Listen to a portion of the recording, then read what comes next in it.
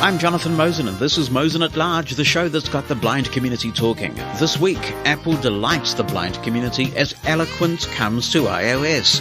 HumanWare speaks out on Android's lack of Braille HID implementation, and to capital B or not to capital B. Mosen At Large Podcast.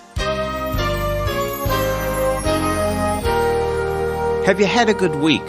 Are you happy? Well, as I put this podcast together, we're in the middle of thunderstorms, we've got rain pelting down outside the studio, but nothing can dampen my mood. All the way back in episode 2 of this podcast, back in 2019, we did a feature on what psychologists call flashbulb moments. Flashback. No, not flashback, flashbulb moments. Some of them can be happy, some of them can be sad. Many of us remember where we were when certain things happen in the news that are of consequence, like political assassinations or the death of somebody in music that we particularly admire. But they can be happy things, like the birth of children, that kind of thing. Well, for me, I had a flashbulb moment this week. Flashback. No, will you stop that? When I installed iOS 16 Developer Beta 1 on my test iPhone, to find, to my surprise, and I was never ever picking this, I dreamed about it, but I was never picking it, that Eloquence was available to voiceover users. It's fantastic! Yes, I know. As you can tell, the Mosen At Large Intrepid team has been reaching out to the world for comment about this amazing development. Boris Johnson, he's had a busy week, but still, what do you think, Boris? Yes, you could have another party and celebrate this, I'm sure. It's worthy. But I think, as is often the case, former President Barack Obama put it so well, so eloquently, if I may use the expression, when he said, "They said this day would never come.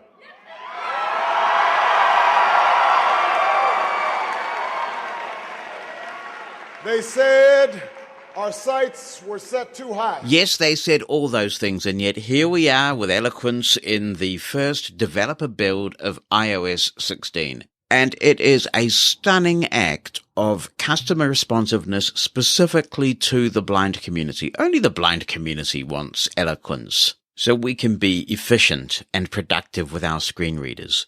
And there are some who evaluate what constitutes a good text-to-speech engine differently. Some people want more natural, human-sounding voices, and that's an absolutely valid way to feel. But there are some of us who believe that Eloquence stands out there alone, unique in its excellence, because of how intelligible it is at fast speeds, because most of the time, not all, but most of the time, if it mispronounces something, it's a typo. It reads very naturally, the inflection is natural, it handles exclamation marks well most of the time. So there are many valid reasons why Eloquence's arrival, or if you're not running this crazy beta, imminent arrival, is being so widely celebrated in the blind community.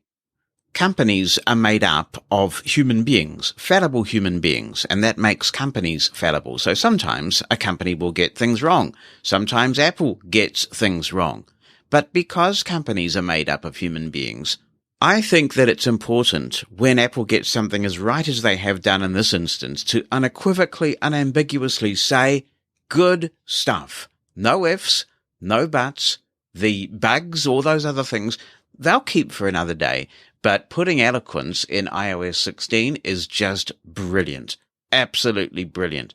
And I want to congratulate and thank Apple, everybody involved, because these things don't magic themselves into the code. People have been spending time doing this, responding to the numerous requests for an oft-asked-for feature for blind people. To everybody who's coded it, who continues to test it, because there are one or two little glitches at this early stage of the cycle, and we would expect this, you hit it out of the park. Well done. Unreservedly, well done. In fact, I was so moved by this development that I was even inspired to write a little blessing, which I wished to bestow on everybody involved in the coding, the testing, the product management decisions that led to this epicness. I'll do it for you now. May the sun always shine on your Cupertino home. May your code always compile the first time. May your upward mobility in the apple orchard be swift, so you have a shortcut to the top of your field. May you receive all the FaceTime with Tim that your heart desires, be that more or less of it. May your Apple Wallet never be empty. May your ongoing screen time continue to be time that adds value for humanity. May the green tea that powers your focus be so rich in antioxidants that your brain works faster than an M3 chip. Go well with our blessing and thanks.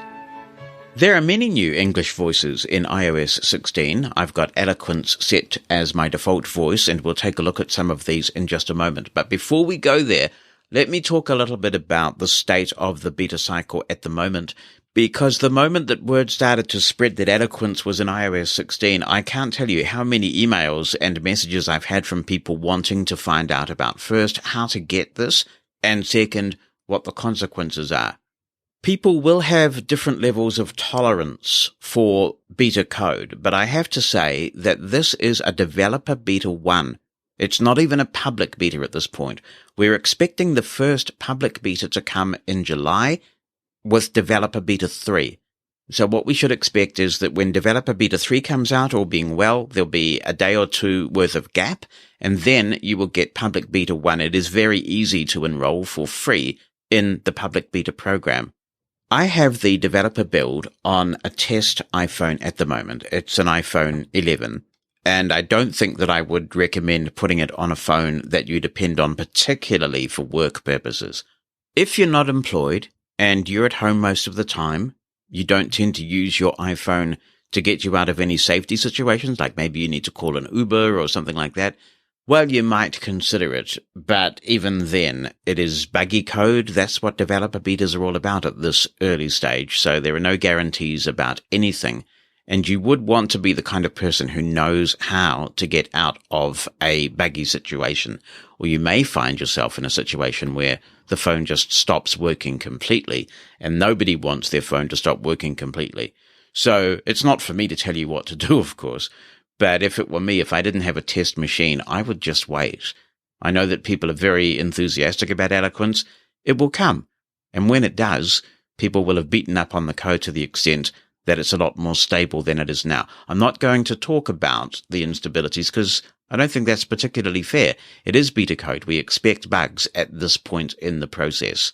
If you've got your heart set on doing this, on installing the developer beta 1, what I would say to you is I wouldn't dream of installing it on a device that you use for day-to-day things without first connecting your phone to your computer, be it a PC running iTunes or a Mac running macOS, and performing a full encrypted backup, so that if you really need to get out of the bind that could be iOS 16 for you, you'll be able to go and do a full system restore, take the operating system back to iOS 15, and then restore from that encrypted backup. Keep in mind, I doubt that Apple will help you to do this. It's not a recommended process. I'm not even sure if it's a supported process, but it does work. I've done it in the past, and I'm pretty sure that it still does work.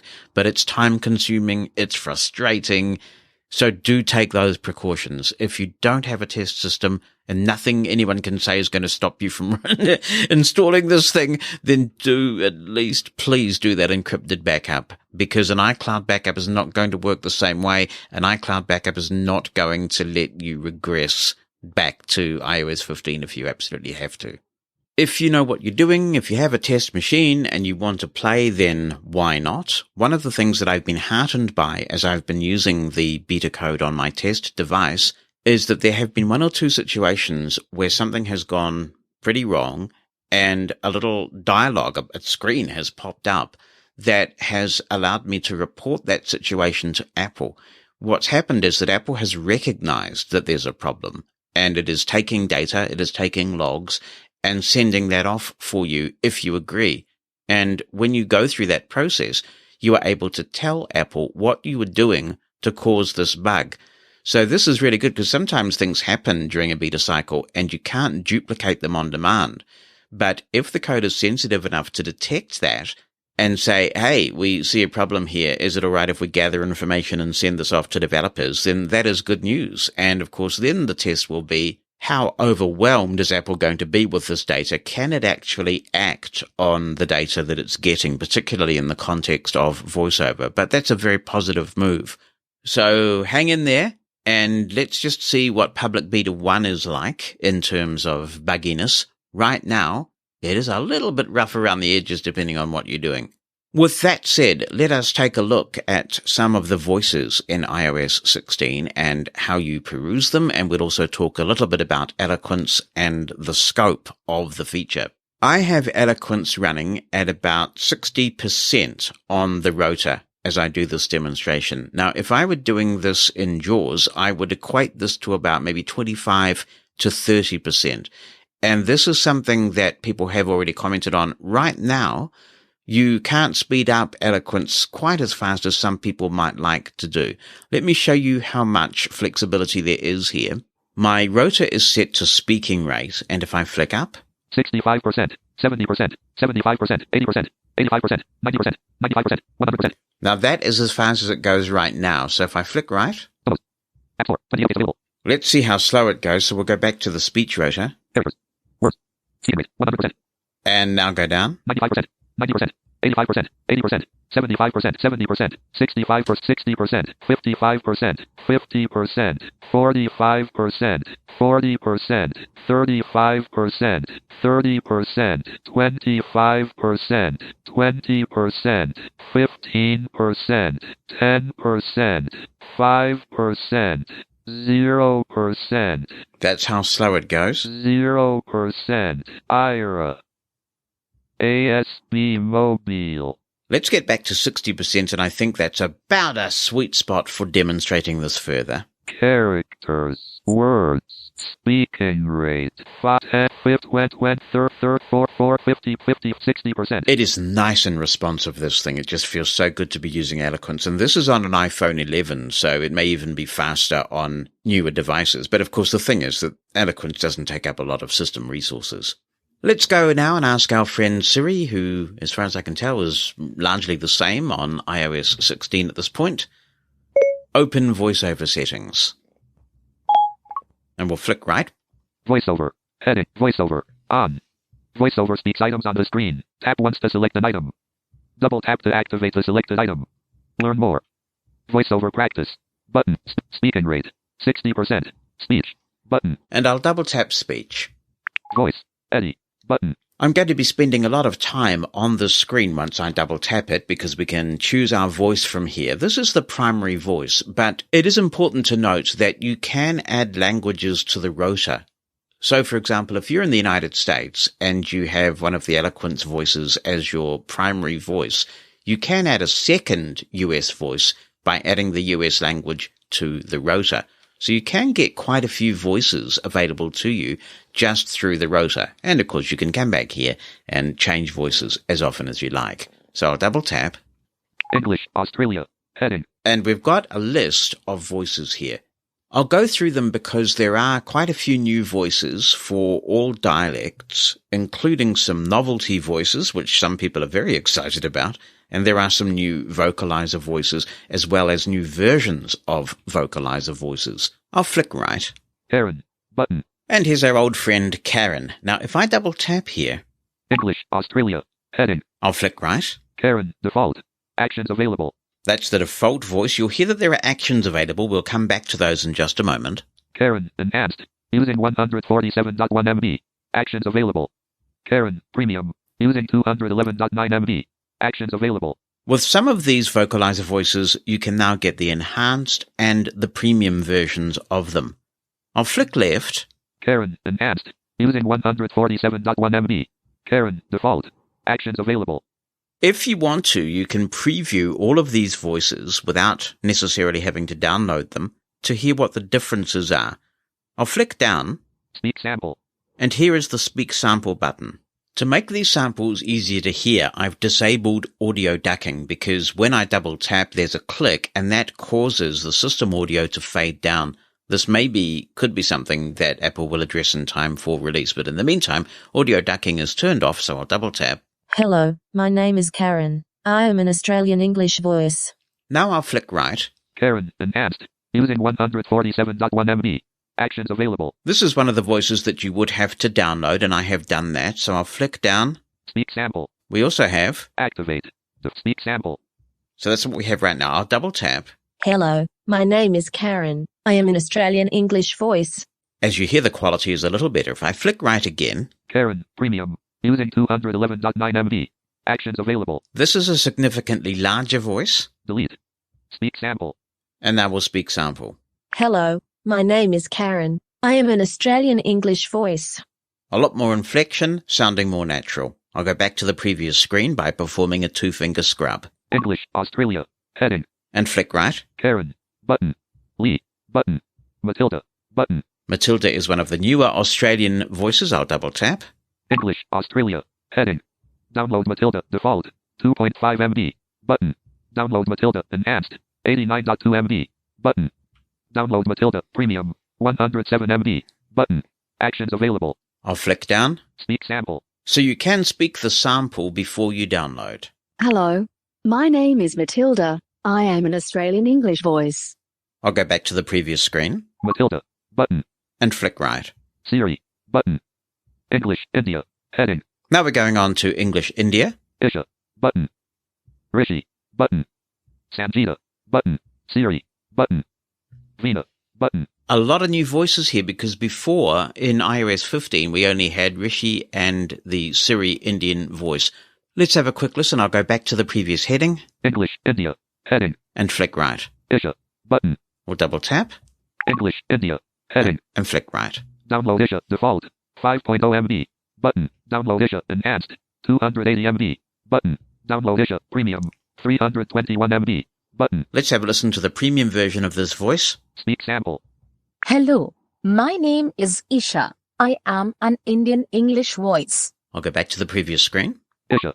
Button. and flick right. Rishi. Button. We've heard Rishi before in previous versions of iOS.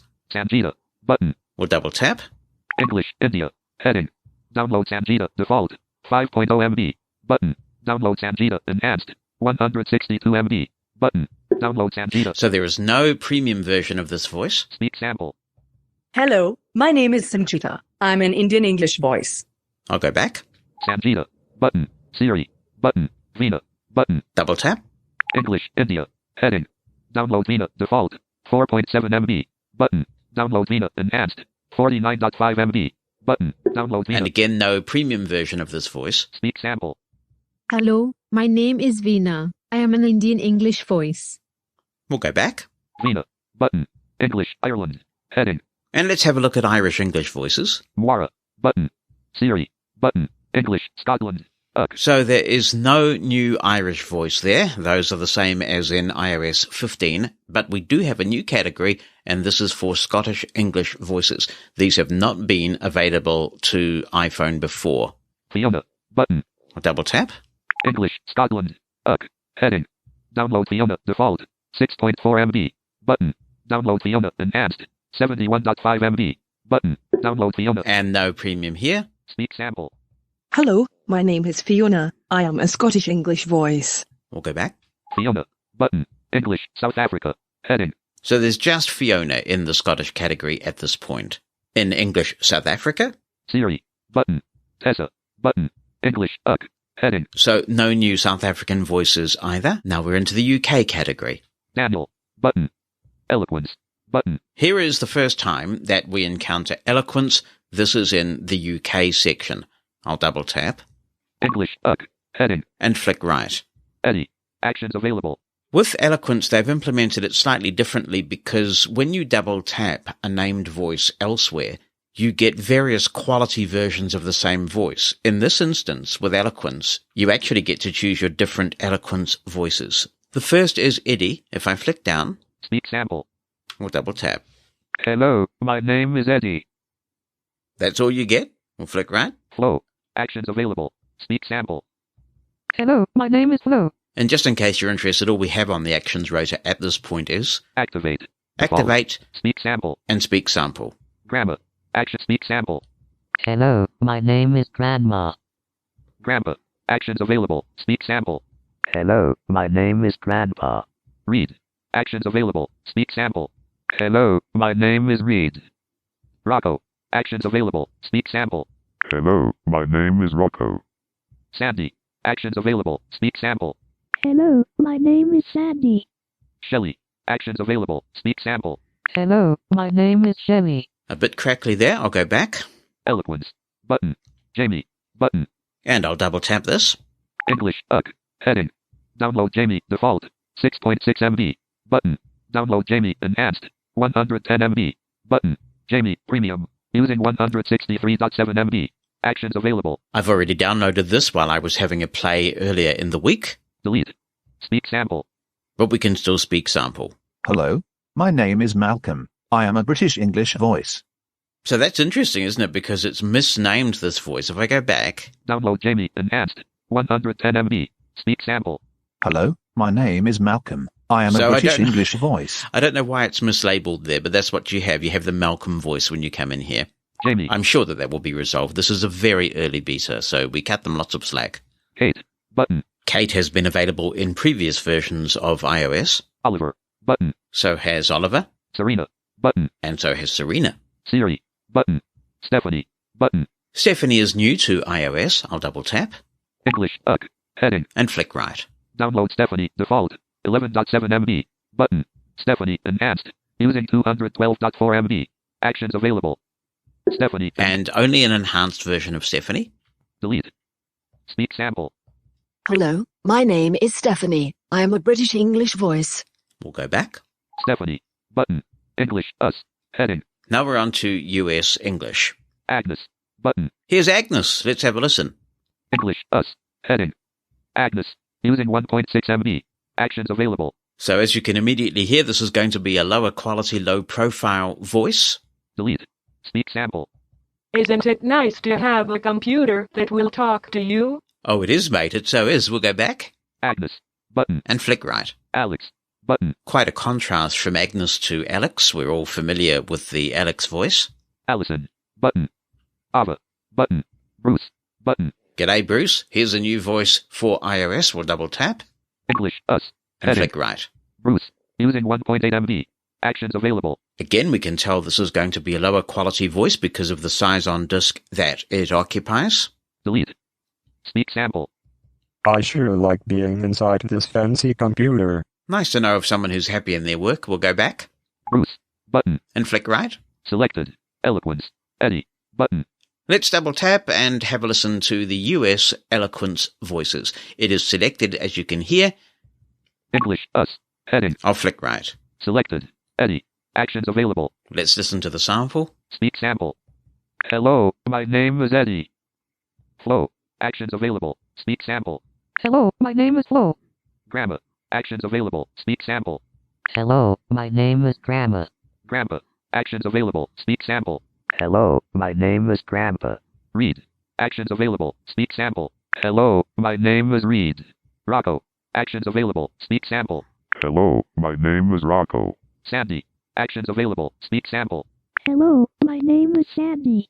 Shelley. Actions available. Speak sample. Hello, my name is Shelley. So there are your Eloquence voices. Amazing. Every time I come across this, I just stop and I think, wow, I cannot believe that this is here. We'll go back. Selected. Eloquence. Eddie. Button. Evan. Button. And we'll double tap Evan. English. Heading. Download Evan. Default. 5.9 MB. Button. Evan. Enhanced. Using 290.9 MB. Actions available. There is no premium version of Evan, so we'll play the sample. Delete. Speak sample. Hello, my name is Evan. I am an American English voice. That's quite a nice one, isn't it? We'll go back. Evan. Button. Fred. Button. And we're all familiar with Fred. Joel. Button. We'll double tap. English. Joel. Enhanced. Using 143.2 MB. Actions available. Joel. Enhanced. And we'll play the sample. Delete. Speak sample. Hello, my name is Joelle. I am an American English voice. We'll go back. Joel. Button. Junior. Button. English. Heading. Junior. Actions available. That's all there is on the screen, so I'll flick down. Speak sample. My favorite food is pizza. Oh, mate, the carbs. We'll go back. Junior. Button. Kathy. Button. Double tap. English. Kathy. Speak sample. Isn't it nice to have a computer that will talk to you? Kathy. Button. Nathan. Button. Many of these new vocalizer voices have been available in JAWS for a long time, but you may not be familiar with them, and that's why I'm giving you a quick listen. We'll double tap on Nathan, which is quite a popular voice. English, us, heading. Download Nathan, default, 10.9 MB. Button. Download Nathan, enhanced, 116 MB. Button. Download Nathan. Oh, I thought there might be a premium version of Nathan, but there isn't. Speak sample. Hello, my name is Nathan. I am an American English voice. We'll go back. Nathan. Button. Nikki. Button. Noel. Button. Let's have a listen to that. English, us, heading. Noel, enhanced, using 146 MB. Actions of Noel, delete. Speak sample. Hello, my name is Noel. I am an American English voice. We'll go back. Noel. Button. Ralph. Button. English, us, Ralph. Actions available. Speak sample. The sum of the squares of the legs of a right triangle is equal to the square of the hypotenuse. See, that's news you can use right there. We'll go back. Ralph. Button. Samantha. Button. We're all familiar with Samantha. Siri. Button. Susan. Button. Tom. Button. Vicky. Button. Now, don't confuse Vicky with Victoria. They are actually two different things, or people, or voices, or something. Vicky is new, and Victoria is still there. So let's double tap Vicky. English, us, heading. Vicky, using 29.3 MB. Actions available. Vicky, delete. Speak sample. Hello, my name is Vicky. Go back to the previous screen. Vicky. Button. Victoria. Button. Zoe. Button. And here is Zoe. I have to say, this Zoe vocalizer voice, if you're into natural sounding speech, it is excellent. Let's double tap. English, us, heading. Download Zoe, default, 9.6 MB. Button. Let's listen Actions to all the available. variants of this voice, because I really think it's going to be popular on the iPhone. Speak sample. Hello, my name is Zoe. I am an American English voice. Download Zoe, enhanced, 269 MB. Button. Speak sample. Hello, my name is Zoe. I am an American English voice. Zoe, premium, using 513.3 MB. Actions available. This is quite a big voice, actually, about half a gig. Delete. Speak sample. Hello, my name is Zoe. I am an American English voice. That's pretty good. It's pleasant to listen to. We'll go back. Zoe. Button. Novelty. Heading. Now we've got a bunch of novelty voices, and I will flick through these and play the samples without further comment so you can hear what they are like. But the one comment I will make before I start this process is that if you have a hearing impairment, or maybe your speech rate is just set too high or something's happened, I can see that this could possibly create a few tech support nightmares if you've inadvertently selected a voice that is so strange that you are having difficulty hearing it to reset your voice to something else. And so what I would like to see here, I don't want these voices taken away because they're fun, but if we could have at the bottom of the screen a button that you press that resets it to some known state, and probably that state would be the voice that is the default voice for the region that you choose. So in the United States, it would be Samantha. In Australia and New Zealand, it would be Karen, etc. If you could just have that button reset to default to the bottom of the screen, it might avoid quite a lot of tech support snafus for Apple. But that's not raining on their parade. It's just a constructive suggestion. Let's go through some of these voices. Albert. Button. English, us, head, Albert. Speak sample. I have a frog in my throat. No, I mean a real frog. Albert. Button. Bad news. Button. English, us, bad news. Act, speak sample. The light you see at the end of the tunnel is the headlamp of a fast approaching train. That's just really fun. All right. Bad news. I told you I wasn't going to comment. Button.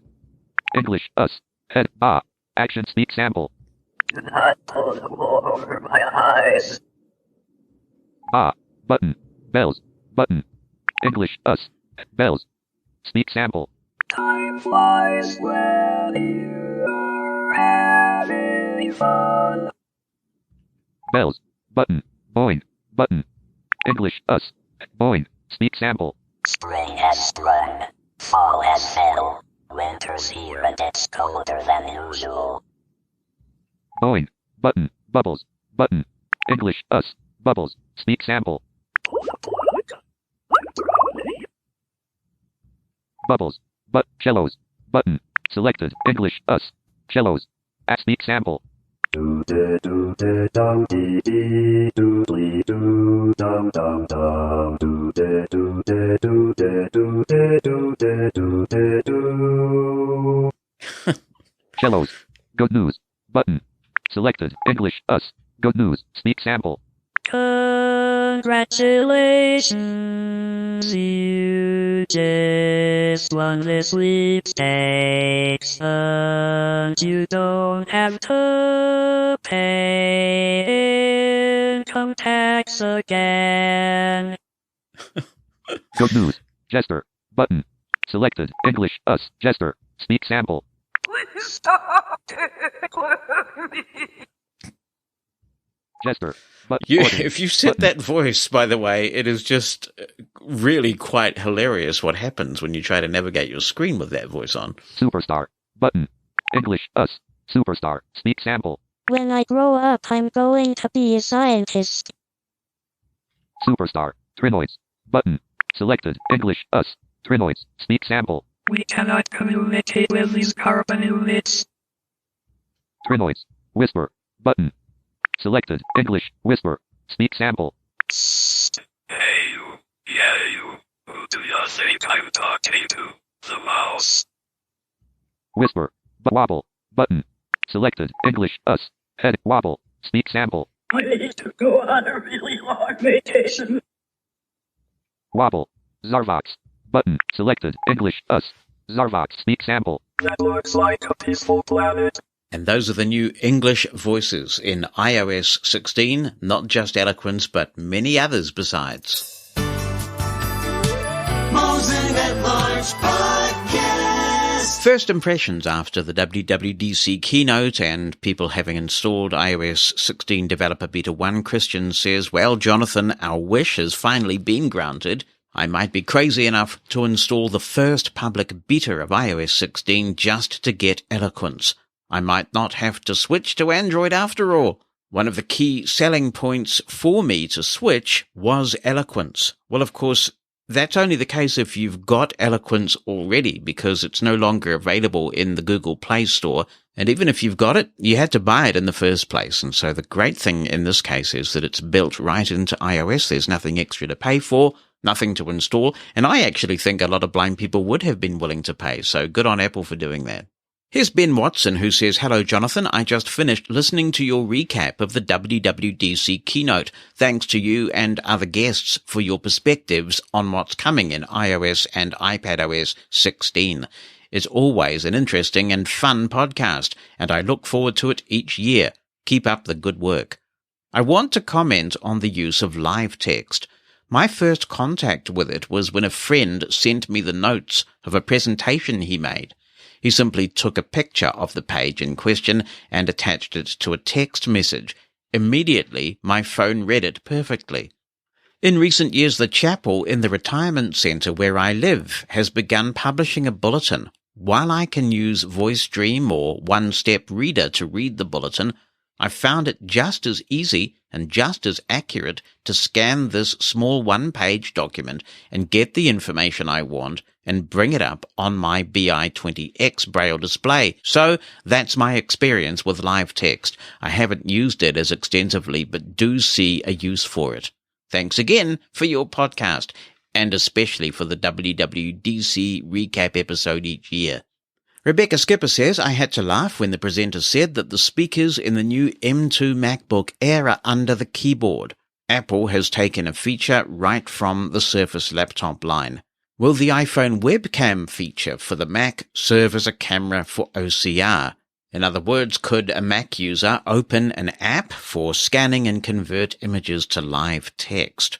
I guess it remains to be seen, Rebecca, and perhaps somebody who's running the new macOS Ventura beta can comment on this. I got the impression that at least the primary purpose of this feature was to use it as a webcam for conference calls, and that the API was structured accordingly, but I guess we will see. She continues, while the medication tracking feature is nice, I would like to see that expanded to include the ability to import medication lists directly from electronic records or clinic and hospital apps so that the visually impaired could get information in real time. Hey, Jonathan, it's Dennis calling to comment on the Eloquence in iOS 16. That is the best news of the year. Apple is paying attention to its blind users and what they wanted for years, and that's a good thing. Other companies should follow suit and pay attention because we're customers too. We spend money just like every other customer, and Apple didn't have to do this. I mean, who cares outside of the blind community about Eloquence? Nobody. Most people say they can't understand it. It's hard to understand. You know, they can see that's the response. So Apple certainly didn't have to do this. As far as I'm concerned, they could have stopped here for accessibility, and there's so much more that Apple has added: the ability to unsend an email, the ability to unsend a text message or edit it. I mean, there's just so much that they've added otherwise, but they could have stopped at the accessibility features of Eloquence. I'm excited. I'm using it now, and it works really well. So, awesome job, Apple. Thank you for listening to your users. And, you know, this is why Apple is number one as far as accessibility. They clearly listen to their users. And this is why so many blind people have iPhone. You know, this is why when, you know, you ask people what's more accessible, iPhone or Android, you get iPhone because they listen to their users. It might take years, but there's a lot of things behind the scenes that people don't know about that go into making this happen. So, you know, people need to keep that in mind too when they say, oh, it takes forever for Apple to do things.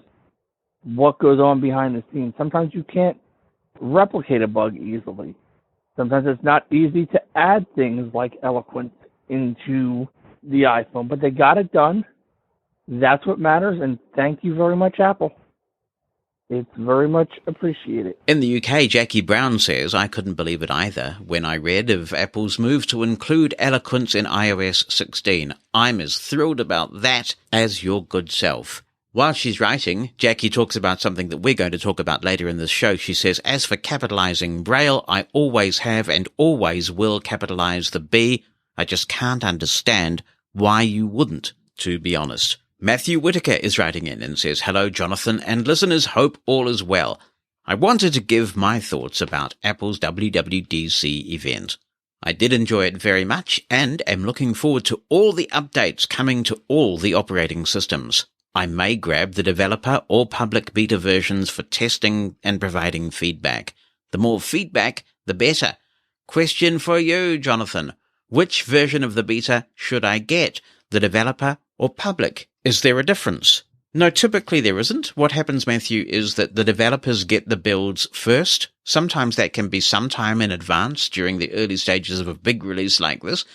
And usually they tighten up. So you might get usually a developer beta that comes out on day 1, and then on day 2 or 3, that same build goes to public beta. The advantage at this stage of jumping on the developer builds is that you're getting them now, whereas Apple knows that what they have is not really fit for any kind of public consumption. It's rough. They know it. We shouldn't be panicked about that. This is nice and early in the cycle. So you've got to expect bugs, as I mentioned earlier. So that's the choice, the trade-off that one makes. Matthew says, I'm super excited about the new voices that will be available for us to use. I wonder if they will also work with Siri. I'm also looking forward to the new iPhone that will be coming this year. I know we don't have that much info yet, but it's getting closer to the time when Apple announces it. Thanks for doing your recap of the Apple event on your podcast. Shout out to everyone else that was a part of the discussion. Thank you, Matthew. No, those voices are not going to be available to Siri. Siri is considered a different product, so you won't get those voices there.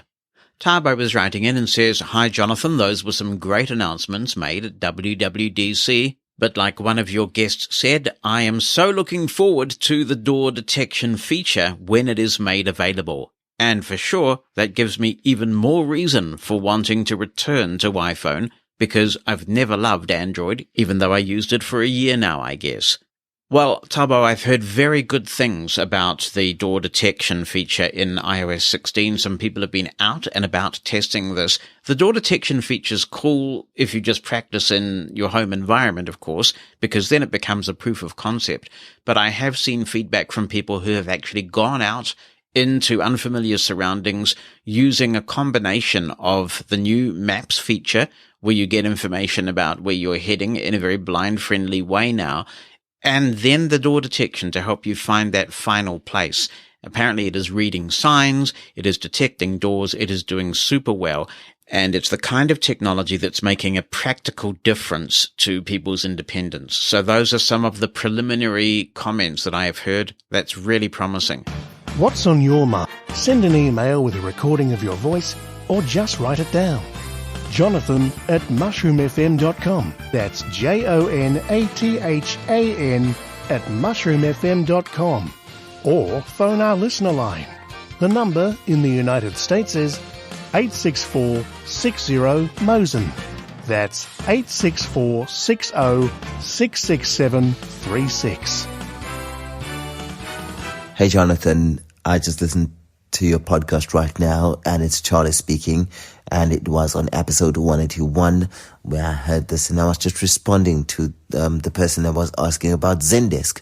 The gentleman said he was changing jobs. Has a little bit of complications from what I could observe, because I was using NVDA at the time when I was using Zendesk, and I was doing those of where you can do those jobs at home and sitting at home and on your bed, and I was doing those jobs, and it was quite fun the time it lasted. But setting up the system and getting it to work with Zendesk was a little bit problematic, because with Zendesk I had to use object mode in order to make everything work. So yeah, Zendesk has a little bit of problems in order to make it work, but once you get it up and running, it works flawlessly, like a bomb.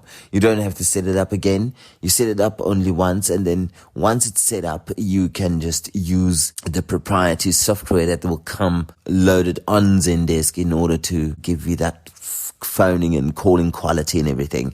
Yeah, but for me it worked fine. I could do everything, and I could hook up my headsets and do a phone call, and it worked perfectly fine. I could transfer calls.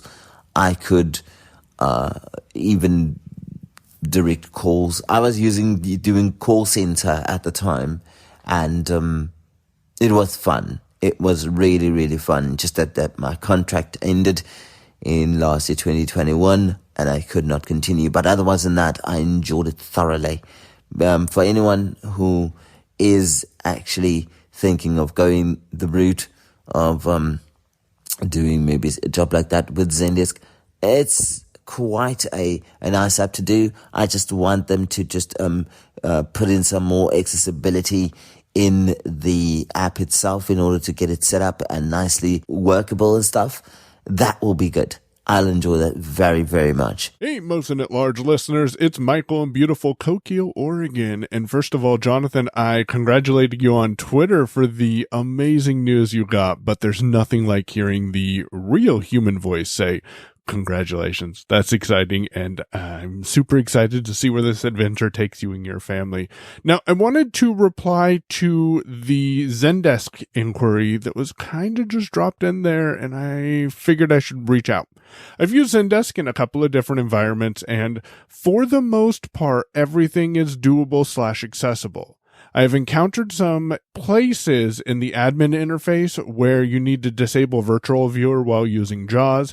And if you're a voiceover user, there's a lot of interacting with tables that are inside of tables. So just be aware of that. My best experience for Zendesk is JAWS 2022 with Chrome on a Windows computer. Probably could be done with Edge, but I don't use Edge as much as I need to. 2 quick tips. A, to get through the tickets quickly. And it took me a little bit to realize this because sometimes I turn my verbosity on, so I don't even know that they're there.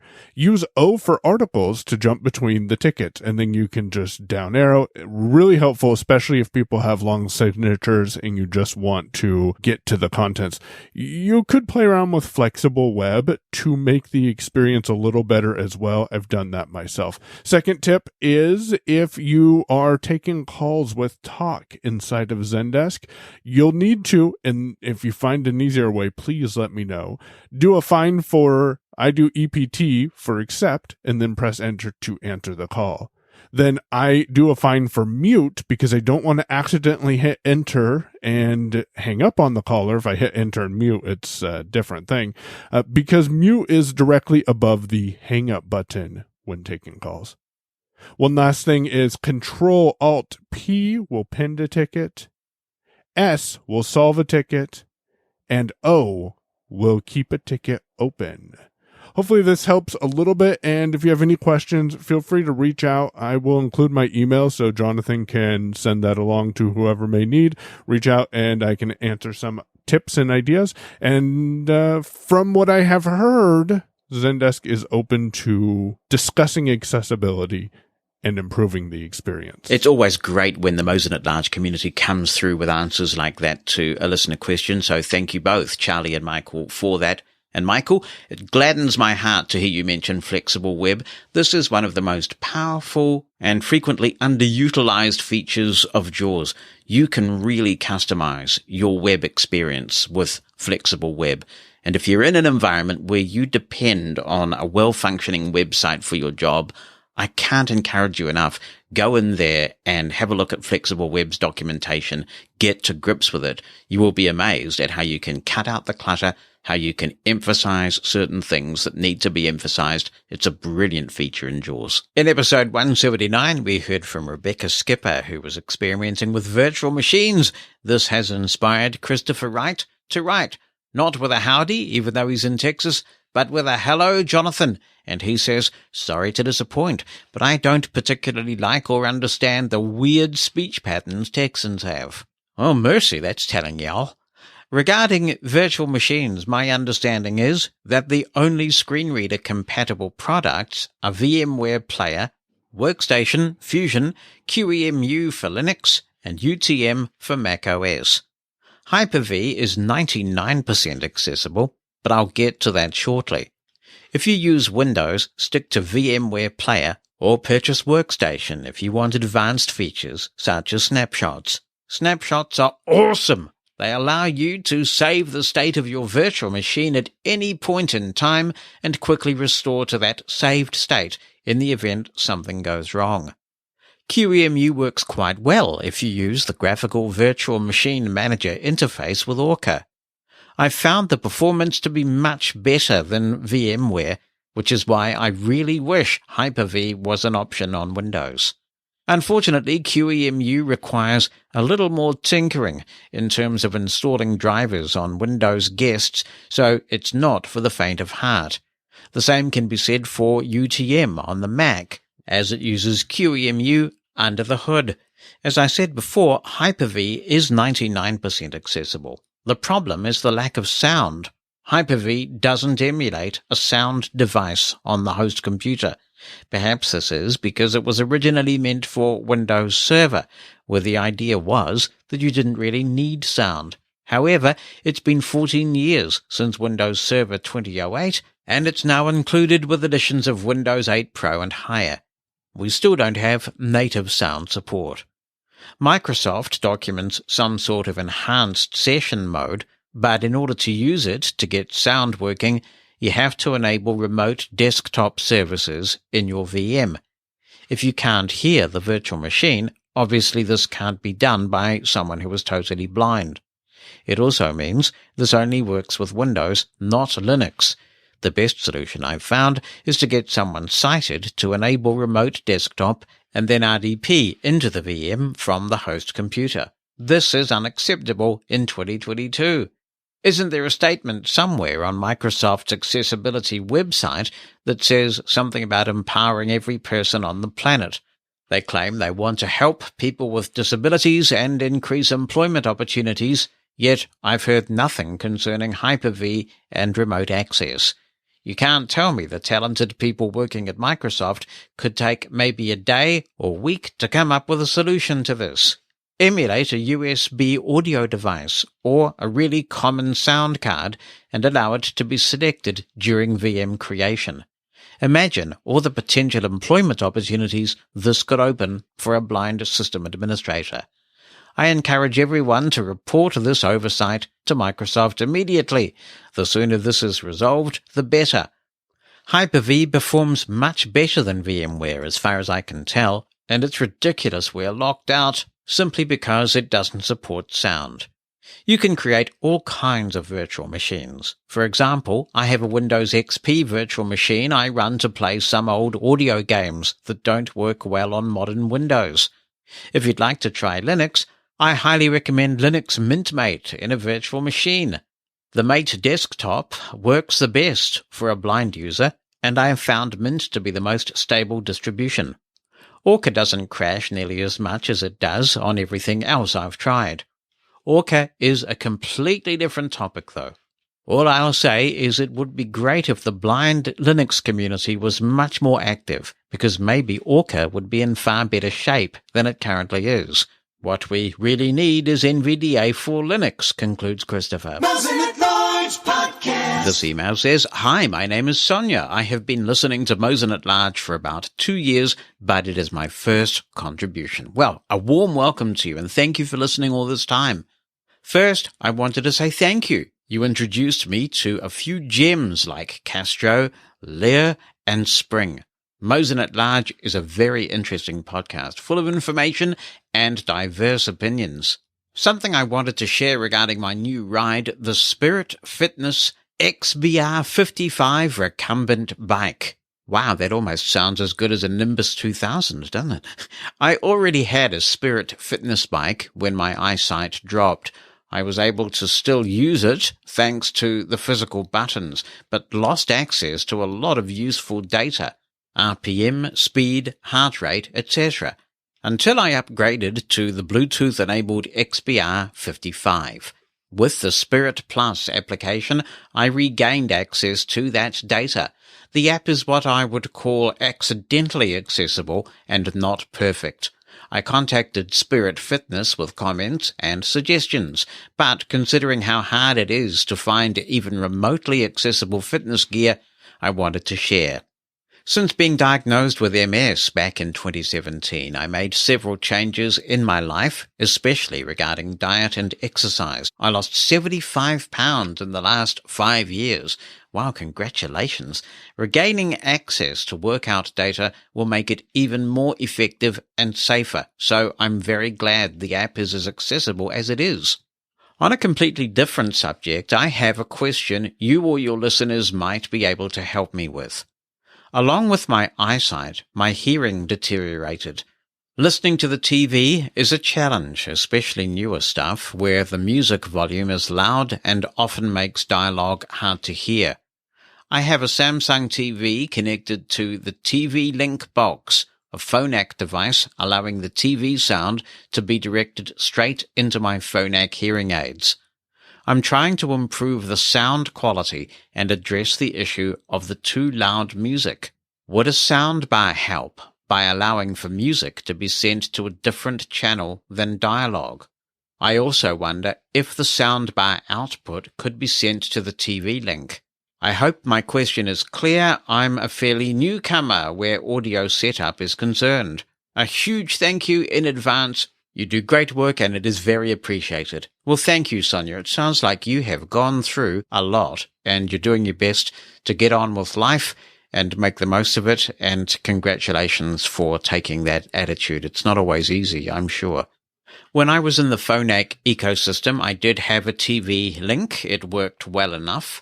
If you were to get a soundbar, there is no way to separate music from dialogue so that you could just have the dialogue going to your TV link and music playing on the soundbar. Unfortunately, it doesn't work that way. If you're having trouble hearing dialogue from the TV, then it's possible that the TV link program on your hearing aids might need some adjusting. If you can explain to your audiologist what's happening, they may be able to tweak the equalization settings of the TV adapter program to emphasize speech frequencies better, Also, better use of dynamic audio compression may mean that you can make the speech come up through the noise a little more prominently. So I'm not sure whether there's any gear that you might be able to buy that would improve this any. My first suggestion would be to have a chat to your audiologist and see if they can work with you on trying to get those speech sounds up in the program that you have. Best of luck. I hope they can come up with something that improves your enjoyment of TV. Be the first to know what's coming in the next episode of Mosen at Large. Opt into the Mosen media list and receive a brief email on what's coming, so you can get your contribution in ahead of the show. You can stop receiving emails anytime. To join, send a blank email to media-subscribe@mosen.org. That's media-subscribe@mosen.org. Stay in the know with Mosen at Large. Over the last few weeks, we've been talking about Braille HID in TalkBack for Android 13, or should I say the lack thereof. Why is this important and what's going on? And for those people who own Braille displays that support HID exclusively and who bought them in good faith, thinking that the industry would coalesce around this standard, what do we do? I'm joined by Andrew Flatres from HumanWare to talk about this. Andrew, I really appreciate you being willing to come on the podcast and have a chat, so welcome back. Oh, thanks for inviting me, Jonathan. It's always a pleasure. I know that people who are listening to this podcast are at different stages of understanding. So could you explain for the beginner what Braille HID is, why it's so important, and why HumanWare really has gone all in at this point on this standard? Sure, no problem. So it all started, I guess, around about 2017, so many years ago, where members of the USB IF HID working group, which include the likes of Microsoft, Apple, and Google, we all came together, included the support of Braille manufacturers, like HumanWare, HIMS, and other AT companies like Freedom Scientific, where we wanted to bring in a standard that will improve Braille display implementation, decrease cost and time to market, and ultimately empower the people who are blind and have low vision, that they can just connect their Braille displays and it will work seamlessly without the need of custom software and drivers, created for particular screen readers and devices. And that's over the past few years with Braille devices connecting to Apple devices, Microsoft computers, you'd always have to install software to detect the drivers. So think of this Braille HID standard as a keyboard, where you plug in a keyboard or a mouse to your computer, it automatically detects with no need to interact with any additional drivers. And so that was the implementation and the goal behind this whole group gathering together to create this new Braille HID standard. And that started, as I said, 2017 at CSUN, and the anticipation of support was going to be bringing it around about 2019.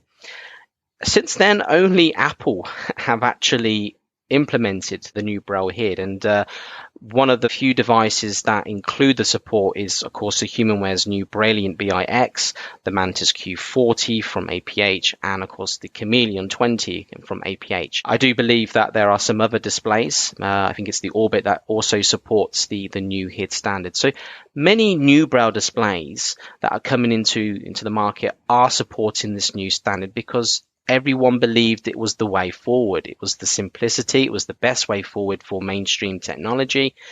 And yeah, unfortunately, not everyone has followed that, which is disappointing, to say the least. So if I can go back to the pre-HID days, and actually, as you'll appreciate, this is something I have some considerable sympathy for. You've got this great new Braille display, let's say, and you're wanting to bring it to market as quickly as possible, get some revenue in, but most importantly, put cool new technology in the hands of blind people. You've got to make sure, as the manufacturer, that you write drivers that work, say, with JAWS, something else that works with NVDA, potentially then Narrator, potentially then iOS and Android, and on it goes.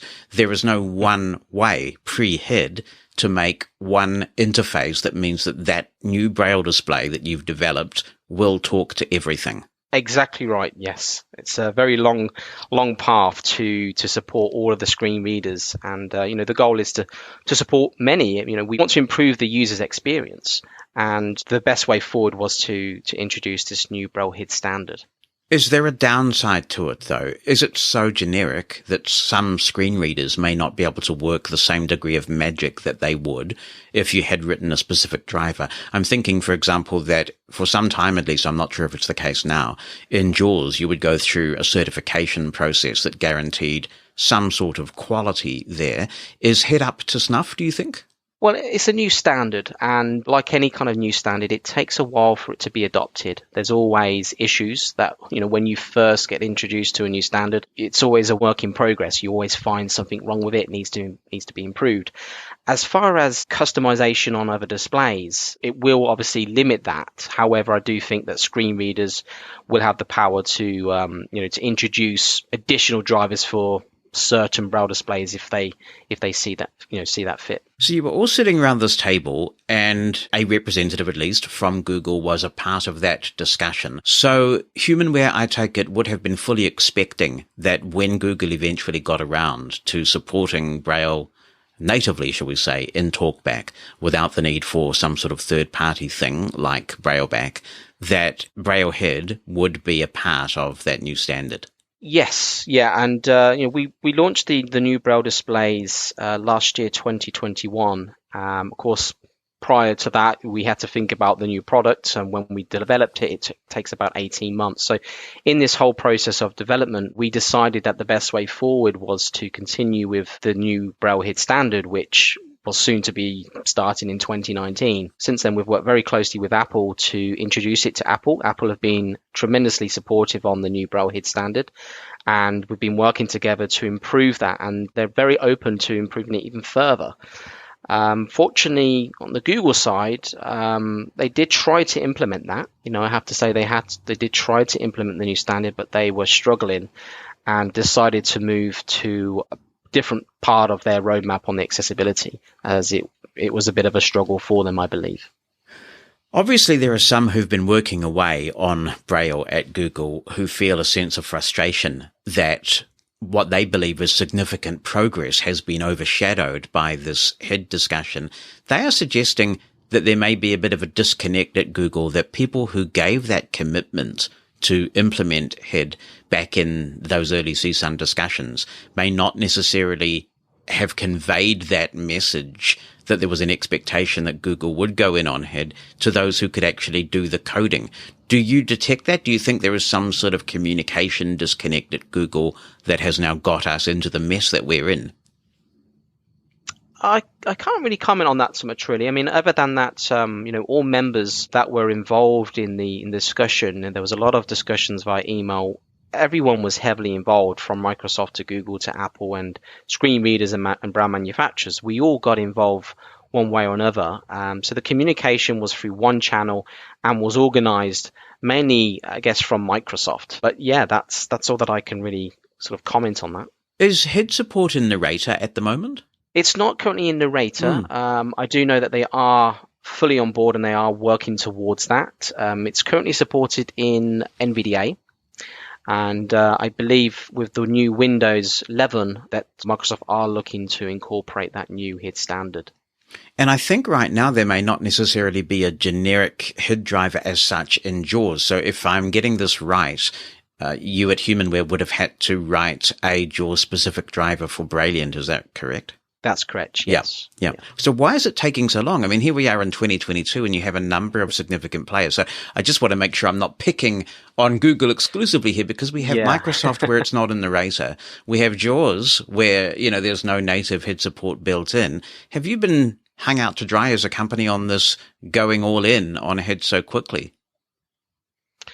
I mean, I can't really comment too much about why screen readers haven't, all screeners haven't adopted this, and Microsoft haven't adopted it. I do know that Microsoft have been trying really hard to adopt this.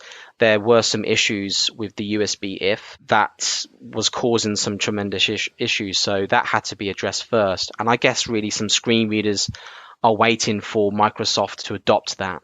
But I do know Microsoft have been working very closely with NVDA and have helped them to incorporate that into their screen reader as well. So it's a new standard. There's always things that happen when it's a new standard, as I mentioned, and we're all learning. But from the HumanWare side, we do believe that it is the way forward. We really want to push to all mainstream technology organizations like Microsoft and Apple and Google to continue down this path, because it's the best way forward for our users. But for the support of backwards compatibility, which I'm sure that's a question that you're about to ask, that there are Braille displays that are supporting both.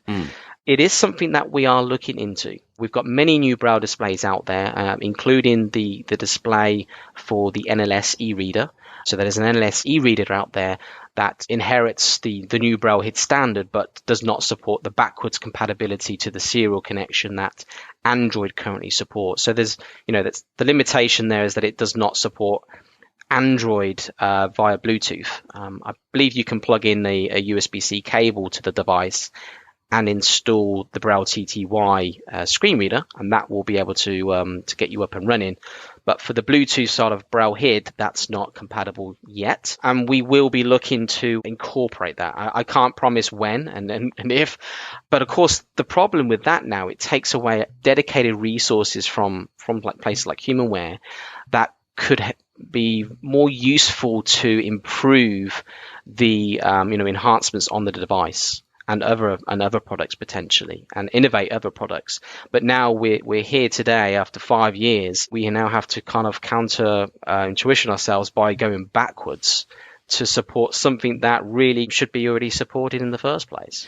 Yes, because Braille TTY works with HID devices over USB-C, I did wonder if TalkBack itself in Android 13 would work the same way, but I am told that it will not. So even if you connect a USB-C device in TalkBack for its Braille support, you're not going to get HID support in any form whatsoever. So it's obviously very disappointing. Is it kind of a moral issue as well, though? I mean, obviously it's a resource issue for a company like HumanWare, but if you surrender, I guess, for want of a better term, and you introduce this old code, this backward compatibility, it lets companies with much larger resource bases like Google, which is a massive company and could deploy all kinds of engineering resources if it wanted to, off the hook, doesn't it? I mean, again, I can't really speak too much about what they do in their roadmaps. I mean, Google have been very supportive of HumanWare's products in the past and still to date. Not at all saying that they don't, but certainly for HumanWare, it's a strain to obviously now go backwards and try to implement a backwards compatibility. And as I said, really didn't want to go down this path, but I understand that there are many, many users that want to have this compatibility, and so they should. But we're now led to that we have to kind of lead that and take responsibility. But I really wanted to kind of address the whole room to say that it's not all HumanWare's and Braille manufacturers' responsibility. It's the responsibility of those like Google and Microsoft and Apple to, of course, adopt this new standard, which everyone agreed back in 2017. If you could do it again, would you have just put the backward compatibility in the devices from the get-go? I would say that we would support probably both from the get-go. I think we've made the right decision by going forward with the new Braille HID standard, because we've really pushing the barriers with Apple. Apple have really aligned well with us in trying to advance the new standard. And everyone's learning. HumanWare's been learning with this new standard. Apple's learned with this new standard. If no one took it on, we wouldn't be talking about this today. I think the new Braille HID standard would have just died away. I think there's a few companies out there that are really trying to push this. HumanWare is one of them. We do believe that this is the better way forward. So going backwards, I think I would have introduced both. But again, it all adds up to resources that companies like HumanWare with little resources, we have to kind of manage, and we have to pick one or the other. Obviously, we've got blind people in the middle here who just want their devices to work, and so that's why you are considering whether there's something that you can do. And I take it if there is, that would just come down by way of a firmware update. Yeah, that's the way that we'd have to incorporate this. And the only concern is it could obviously add complexity, which is what we don't want. We don't want to add complexity to the user interface. How do we determine, or how does the user determine to know which connection to choose? We don't want that user to choose. We want it to be seamless. So it's something that we have to think about. We have to take on board. It's not as simple as just add in the serial connection and away we go. We really have to think this out, and how long, of course, it's going to take, and of course that's going to be resources that we're using away from other projects as well. Obviously, you would be hoping that the lack of Braille HID support in TalkBack for Android is fairly short-lived. We would hope so, and we would encourage users to contact Google to inform them of this, to really approach Google and say that, we're really disappointed that we're unable to connect these new Braille displays with the new Braille HID standard. That's what we'd encourage for now. I think really it's about the number of people that really communicate that to Google, and hopefully that they can kind of jump shift on their roadmap and really pay attention to this and incorporate that new Braille HID standard. Thank you so much for coming on the show, Andrew, and we will keep in touch on this.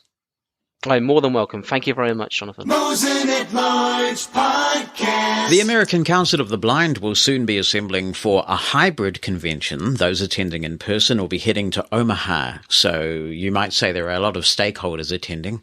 In preparation for the event, its resolutions committee has been meeting.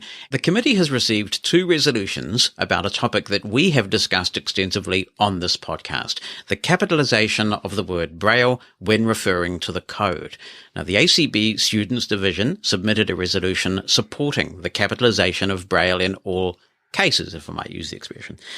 Given that a considerable majority of contributors to this podcast support the capitalization of Braille, many may be surprised to learn, and indeed believe it's a bit ironic, really, that the Braille Revival League submitted a resolution opposing the capitalization of Braille. So, to discuss the question of to capital B or not to capital B, I'm joined by Braille Revival League President Paul Edwards. Paul, it is a blast having you on the show. I can't remember the last time we did any internet radio or podcasting malarkey like this. Yeah, we should have done more, but I truly appreciate the opportunity to come on and discuss this question with you. I think the Braille Revival League feels fairly strongly about the position that we've taken, though there are no dueling resolutions anymore. BRL withdrew theirs, and the other resolution, that is the students' resolution, went forward from the resolutions committee with no recommendation. So essentially, and I'm saying this in advance because I don't want there to be any misunderstanding, in order for it to be voted on, somebody will have to move it. I am fairly confident that there will be no shortage of a mover for this. I think that is the case. Yeah. For those who are unaware, what is BRL, the Braille Revival League? What is its purpose? The Braille Revival League was started in 1980 or so, and I think there were 2 factors that led to its beginning. One was the overweening desire of the American Council of the Blind to form as many damn chapters as they could under the leadership of Durward McDaniel. And the other was we were at that point, and really in a way still are, at a crossroads with regard to Braille, in that speech had just materialized on the scene. We were just beginning to see the very first Braille displays that you and I played with in the 80s. But what we were also seeing was this huge movement in the United States anyway, to essentially have school systems say, well, we don't need to teach blind kids Braille anymore because they've got speech computers. It's a lot easier for them to learn. They can do everything they can do with speech. They don't need Braille, and it's hard for them to learn. We don't have the teachers who know how to teach it. At the same time, there was some serious question as to how committed the National Library Service was to ongoing Braille production and not altering the amount that they produce because of how expensive producing hard copy Braille is, especially in bulk. And so we felt that there was a real need for an organization that would promote the use and the value and the valuing of Braille as an entity. There used to be an NFB organization that was similar to ours called NAPUB, the National Association to Promote the Use of Braille.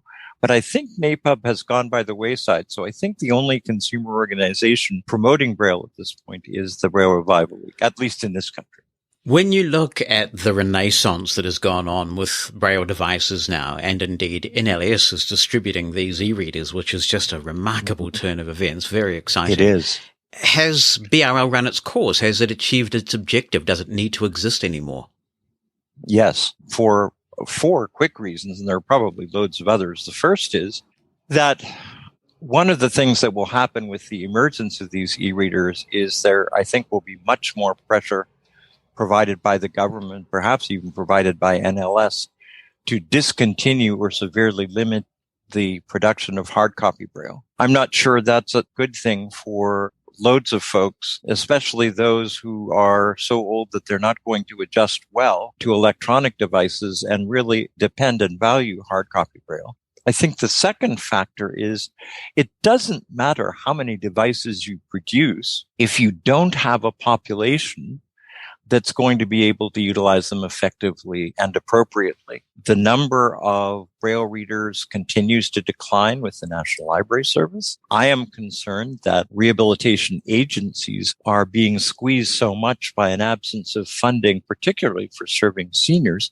that one of the results is the amount of time that's available for teaching Braille gets constrained to the point where people don't leave with enough knowledge even to play in the grade 1 courtyard. And finally, the last thing that I think is important is I think that once we get to the point where Braille displays are everywhere, one of the things that is likely to happen, assuming I'm correct about NLS cutting down on its hard copy Braille production, is we're going to see the absolute disappearance of an infrastructure for the production of paper Braille, period. And I think that would be scary. Your comment about in the 1980s when speech devices started to really blossom, that Braille had its day. It was obsolete. I'm very familiar with that argument. And that segues us nicely into the primary discussion, really, because what goes on in the United States tends to influence the rest of the world for better or worse. When I was a kid, and I assume that this was also the case when you were a kid because you were a kid before I was. I was. I was kiddier. Yeah. Braille was always capitalized. And then gradually I started to see the capital B being dropped in American books. But, of course, it was hard to tell with British books because they didn't capitalize anything. So they did not. But certainly I noticed this from American books. And then, of course, in 2006, Banner was fielding a lot of questions, the Braille Authority of North America, about should we be capitalizing Braille when referring to the code or not. And so they published their position statement. And that's still around today. It's still referred to regularly, saying that Braille shouldn't be capitalized when referring to the code. For me, there are two broad issues at play here. I don't know that they ever, and let's be clear about this. I don't know that I don't know that it ever went any further than being adopted as a value by them. I don't think they made really any significant effort to persuade any of the entities who were continuing to capitalize Braille that they should stop. Well, see, that's an interesting question, isn't it? Because that comes back to the matter of who has the moral authority to make these calls when it comes to Braille, who actually owns Braille. And I would suggest to you that it's blind people ourselves who own Braille, and that really Banner lacked the moral authority to make that statement in the first place. That when you talk to rank and file blind people, they do not want this in the main. They want Braille to be capitalized. Both the ACB, the NFB, and the Blind Veterans Association are represented on BANA and do have the ability to speak up and speak out. I think that even though the general attitude of people in this country seems to be that BANA pulled the wool over their eyes with the adoption of the Unified English Braille Code, the truth is there was really a lot of effort to create consensus, and the consumer organizations were fully consulted before a decision to adopt it was taken. Well, regarding Braille... So I guess the point that I'm making with all of this is I am not prepared to accept the notion that users of Braille are left out of the loop by BANA. What you've got, though, is you mentioned NFB being a part of BANA, for example. They have in their style guide their preference to capitalize Braille when referring to the code. I worked for Freedom Scientific, and it was in their style guide when I was there that Braille should be capitalized when referring to the code. When it comes up on this podcast, the majority of people say Braille should be capitalized when referring to the code. And when I talk to people who are not English speakers, they are totally perplexed. They say, why is this even an issue? We always capitalize it. So for me, there are two broad issues at play that I want to canvass with you and really explore this. First is looking at the way that similar words are handled in the English language and to consider what precedent there might be.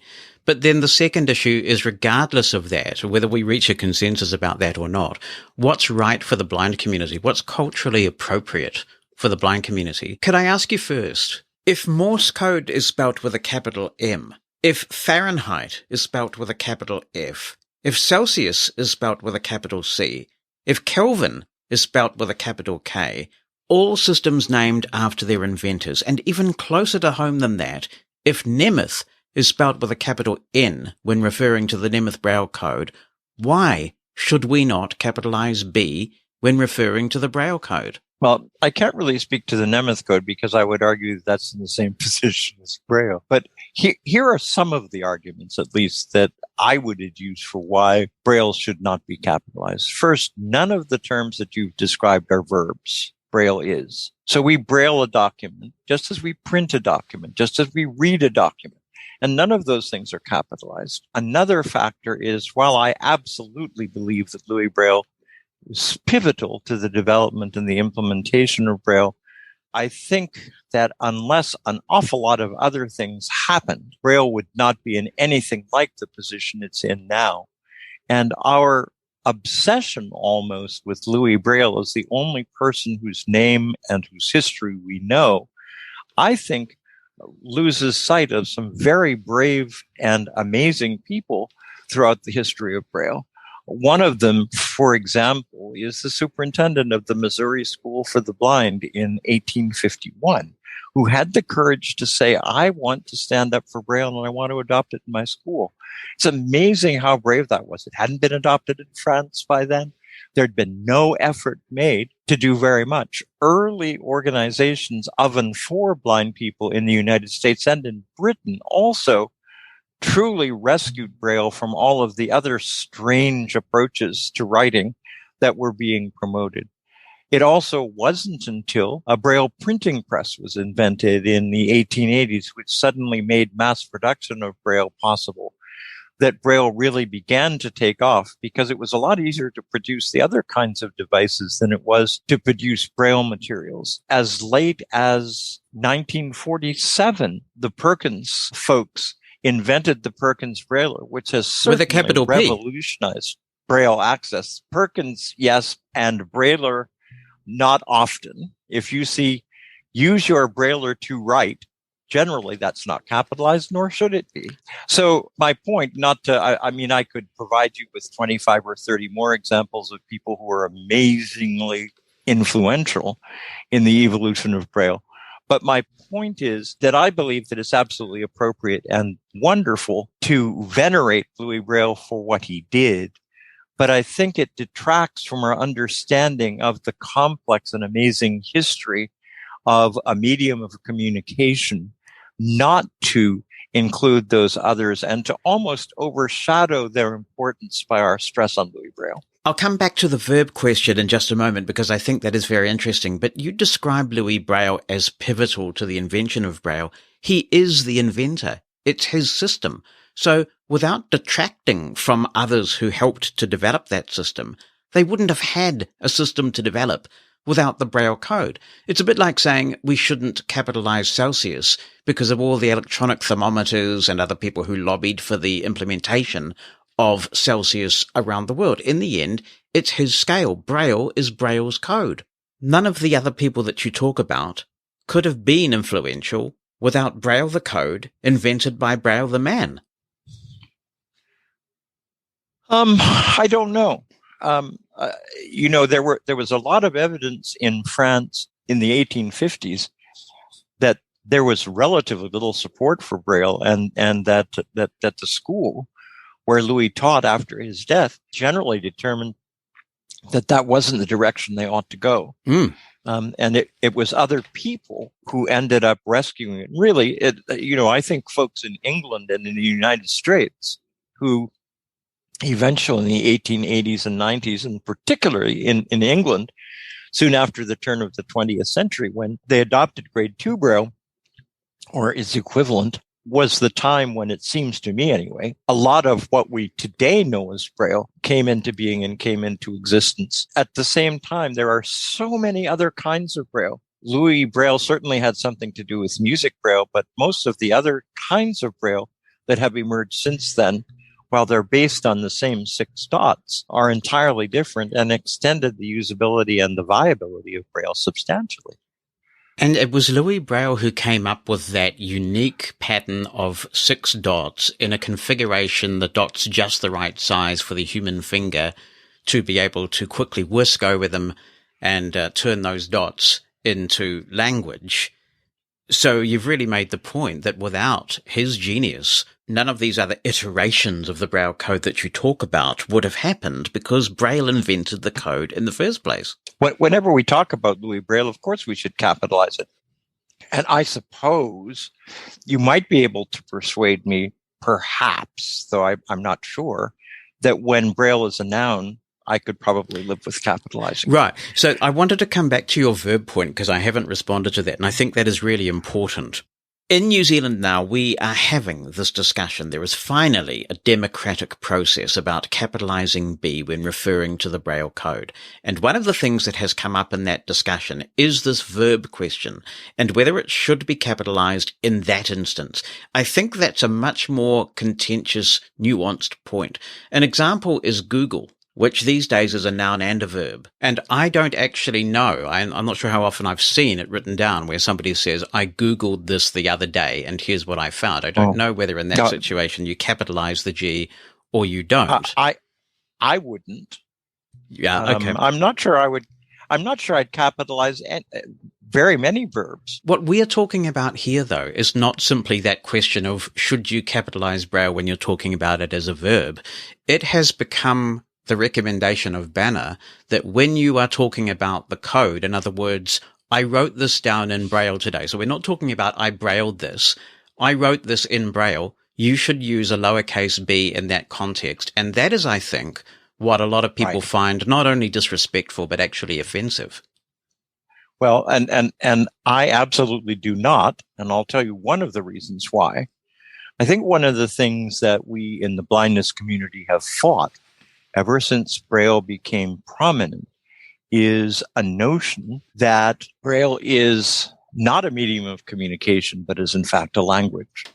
And there are many who argue that it has nothing to do with Louis Braille that the capital B happened, but rather because a lot of the orthographers who write rules for spelling believe that Braille is a language and therefore capitalize it as they would French or English or German or Swahili.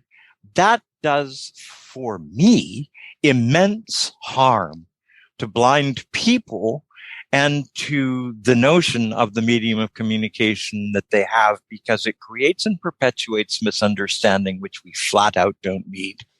We all agree that it's not true, I believe. At least I hope we do. Braille, of course, is not a language. It's a code that makes language accessible to blind people. But I think that there would be more debate about the idea that somehow capitalizing Braille was a thing that sighted people did under the misapprehension that Braille is a language. Because as I've said, we capitalize a lot of systems named after their inventor, and suddenly we've decided that Braille, for some reason, should be different. And if that reason that it should be different is to say to the world Braille is not a language, are there not other ways to do that? Can't we continue public education without having to disrespect Louis Braille's contribution by not capitalizing Braille when referring to the code? I think we have to educate them by doing the one tangible and effective thing that we can, which is to say to them, stop doing what is misleading and inappropriate and begin to do what characterizes the real situation with the Braille code. But the problem you've got is that there's a significant groundswell of blind people who don't agree that it's inappropriate. In fact, they would say the reverse. They believe that it is inappropriate not to capitalize B when referring to the Braille code. Taking the verb thing to one side for a moment, there's just not that general support out there for that position. I don't have a sample size that's large enough to indicate to me what the situation is in kind of informal polls that we have done in talking with individuals who have tuned into ACB's resolutions meetings. What I have found is that a majority of people appear to believe that capitalization of Braille isn't appropriate in our context. There are some reasons why that may be the case that have nothing to do with the correctness of the situation. I mean, clearly, we, as the Braille Revival League, are the affiliate in the American Council of the Blind that is supposed to represent Braille. And it could be that we get some name recognition and also that what we say is perhaps given some value that might not exist for the students group. I worked very hard to make sure that the students group got a hearing because, as you know, that's just the way I believe that things have to happen. So one of the things that I did was to send them the document that you wrote a few months ago about Braille to the whole resolutions committee. So they'd have an opportunity to read that. Because I, like you, I'm not interested in peddling something that is likely to be denigrated by people who are blind. That's entirely the opposite from the point of view that I operate with. However, it is certainly my belief, as a blind person, that I gain more by not capitalizing Braille than I do by capitalizing it. Morse code, if I can come back to that example, because I think that's actually quite analogous, really. It's a code that interprets language in another way. Braille is tactile, Morse is audible. You don't hear the argument from radio amateurs, for example, that Morse shouldn't be capitalized. It's pretty much always capitalized when I've looked. And nobody thinks Morse is a language, at least to the best of my knowledge. I think there are two things. I think that in a way, Morse code comes closer to being a language than Braille does because there are individuals, particularly individuals who are multiply disabled, whose only ability to communicate involves using Morse code. But surely a deaf-blind person's in the same position with Braille. In a similar one, yes. I don't think it's precisely the same, but I think it's similar. So I'll give you that. But I don't know where. So I can't make an argument for or against it. The notion of capitalizing Morse code came from. I don't think it was simply to venerate Samuel Morse, though clearly the code that he's developed has survived and done well and made a huge difference. By enabling the development of the telegraph and creating almost instantaneous communications across huge distances. So I'm certainly not minimizing its importance. I agree with you about that. I don't think it's capitalized to venerate him either. I think this comes back to my first point. I'm going to come back to the veneration thing. But this comes back to my first point that when you look at scales or inventions of that nature, such as Celsius and Fahrenheit and Kelvin and the Morse code and the Nemeth code, those things are capitalized through no veneration. It's simply because it's custom and practice to capitalize those sorts of things which have been invented by an individual. And I'm wondering why, in that case then, Louis Braille's invention should be treated differently by a group of the very people whose lives it changed. Apart from the disrespect angle, it doesn't seem grammatically appropriate to me. I don't know that it's grammatically appropriate or inappropriate to treat it in either way. I do believe that some veneration is due Louis Braille, and certainly always capitalizing his name is relevant. And as I told you before, I could probably live with capitalizing Braille as a noun, but I can't go along with capitalizing anything else because as an adjective, I think Braille refers to a whole range of things. And if we look at other words that refer to similar things that are being done, as with Braille, we don't capitalize printing. We don't capitalize copying. We don't capitalize a whole range of words that describe the act of producing Braille, We don't capitalize writing. We don't capitalize reading. We don't, in fact, do anything but recognize them for what they are and fit them into the whole pantheon of words that we use to describe actions that are similar and that characterize the way Braille helps us. Yeah, I hear this argument a lot from proponents of not capitalizing Braille when referring to the code. The difference, of course, is that all those things you mentioned were not systems designed by an individual. There's no Mr. or Ms. or Ms. print or copy or read. So maybe another solution, rather than disrespecting the inventor by not capitalizing his system in the same way that so many other systems are, is to change the name of the code. It's interesting that Louis Braille himself called it dot writing. So yes, if it is found so inappropriate to capitalize the code name, why don't we agree on another name that doesn't involve the name of the inventor? Because I suggest that that would really bring this issue into the sunlight, and a lot more people would realize what's going on here.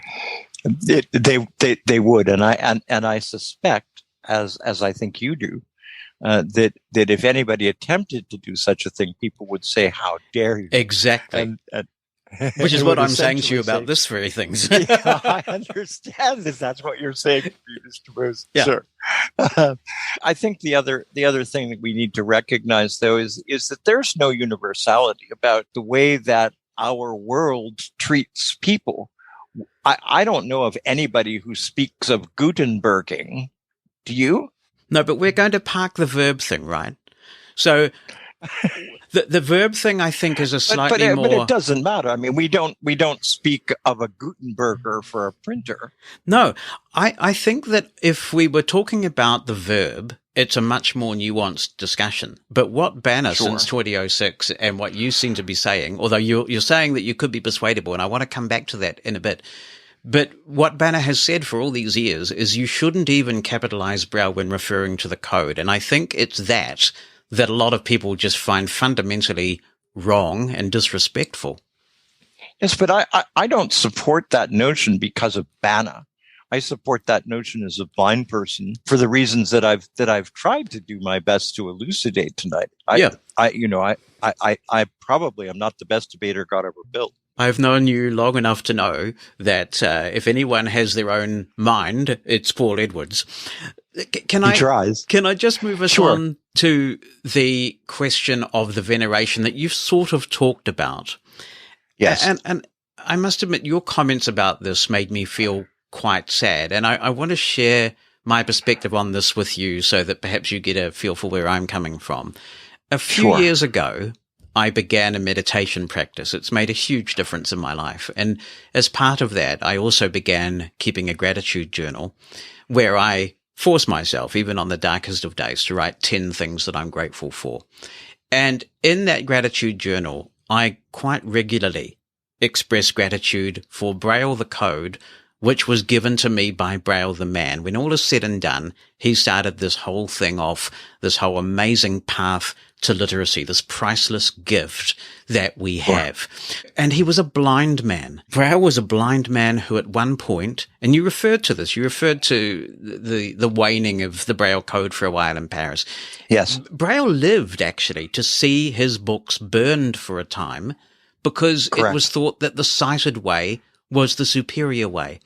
Louis Braille, in my view, and I hope this resonates with you as a very effective advocate, Louis Braille was the original example in a blindness context of nothing about us without us, that when we solve our own problems, better outcomes follow. So in my gratitude journal, I frequently think of the jobs that I've been able to do, the speeches and the presentations and the radio shows and all of that stuff. And most important of all, the bedtime stories that I've read to my kids and I'll soon be reading to my grandchild. Louis Braille's genius and his code, it gave all of that to me. Do you see where I'm coming from? And so for you to say that, almost sweep what he did under the carpet in quite a dismissive way, it hurts. I think he's given us so much. My life would have been so different without his sacrifice and his genius. I don't think there is anybody on either side of the debate who would attempt to sweep Louis Braille under the carpet. It's certainly not my intention, but it is my intention to suggest that we could look back in the history of science to innumerable inventions that were perhaps as important and perhaps as relevant as Braille's that went nowhere for a variety of reasons, perhaps because of the times that we were operating in.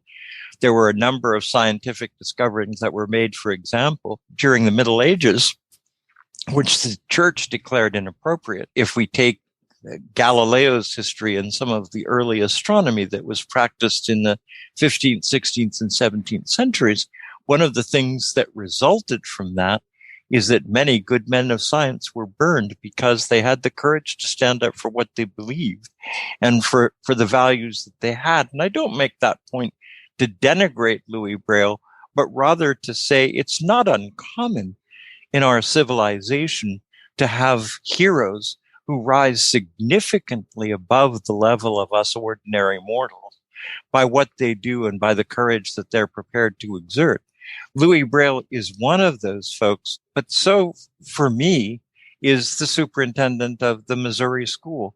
So are blind people who, in the face of wound type and a whole range of other things, had the courage to stand up and say to those people on whom they depended because of their involvement in sheltered workshops, we believe that Braille's the right answer, and we believe that you need to adopt it. I feel the same way about the blind people in the UK who said Braille is never going to make it if it simply remains grade 1. We have to invent a series of contractions that we agree on. And that is the only way that we're going to be able to produce Braille in enough quantity and in a small enough space that we can actually circulate it. So let's agree on a set of values and a set of contractions that will work. All of these people, to me, are amazingly courageous and amazingly important in creating what we have today. And please don't misunderstand me, Jonathan. I, like you, know deep in my heart that I could not have done the things I've done in my life without Braille. I would not be nearly the effective communicator I am were it not for my ability to utilize and write and read and bedtime stories for kids. Been there, done that. Bedtime stories for grandchildren. Been there, done that. I don't undervalue Braille, nor I hope do I not venerate Louis Braille, but I see Braille and science and progress as a continuum. And we've got to be careful that what we don't do is raise one single individual to the pinnacle of the mountain while we're burying everybody else underground. I went through a bit of a journey via this podcast, in fact, where I was persuaded through the discussions that we've had on the podcast that there is such a thing as blind culture. And for a long time, I resisted that concept. And now I believe it's true. I think there are all sorts of things that can cause one to have a culture, and you can be an adherent to multiple cultures. And I do think it's important that we record the evolution of the liberation of blind people. There are many people, whether it be through the literacy that we've been talking about or advocacy, who have made possible the things that many of us take for granted. And I welcome the idea of us celebrating our history. I don't know if you're familiar with the work that Peggy Chong's been doing, and she has called herself the Blind History Lady, and she has uncovered some amazing things relating to people who have largely been long forgotten. And I think that's absolutely fantastic. But with respect, I'm not nearly as familiar as I should be with her. She's done some great stuff. Many wonderful things about her. Yeah. And I welcome this, because we're all on this journey. We're all on this continuum. Hopefully we will hand things over when our time comes to people who will further take us on this journey of emancipation and equality and all those things. So it is a continuum. But in the end, you see, the Braille code represents literacy. That's what it boils down to. We were functionally illiterate before the Braille code. But I wanted to ask you about something. We had a discussion about Braille as a verb, and I'm agreeing with you that is a slightly more nuanced discussion. And what I wondered was, would you consider a friendly amendment to the resolution in the interests of a consensus that said, okay, ACB should support capitalization of Braille when it's referring to the code, because essentially Braille is talking about the Braille code. When we talk about Braille in that context, we're using shorthand for the Braille code. But in this iteration of the resolution, it's made clear that this only refers to capitalizing Braille when referring to the code. Essentially, the discussion continues about the verb. There's simply no comment on that. That would represent progress, wouldn't it? It would. My hands are sort of tied because this resolution was adopted by the board of the Braille Bible League, so that if I was going to propose a friendly amendment such as the one you're referring to, it would have to be approved at least by them. Now, before the convention, we actually will be holding a business meeting for BRL. And what I can promise is that I'll bring up the issue there and see what happens to it. BRL's interesting because it's one of the few affiliates in ACB that's actually growing.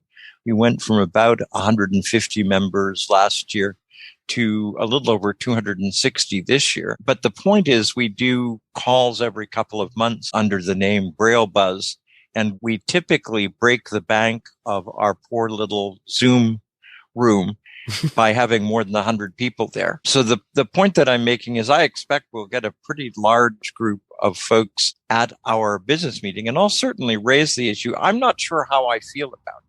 Part of my concern, and I'd like to think of myself as a consensus builder, but I think once you begin to say, well, let's do this part of the time and this the rest of the time, what you end up doing is mudding the waters, and people eventually say a plague on both of your houses. We'll do what the hell we want. Well, actually, I think that's where we're at, because Braille is capitalized when referring to Louis Braille's name. Banner is suggesting it not be capitalized in any other context, and yet many people continue to do so, and they do so with considerable pride.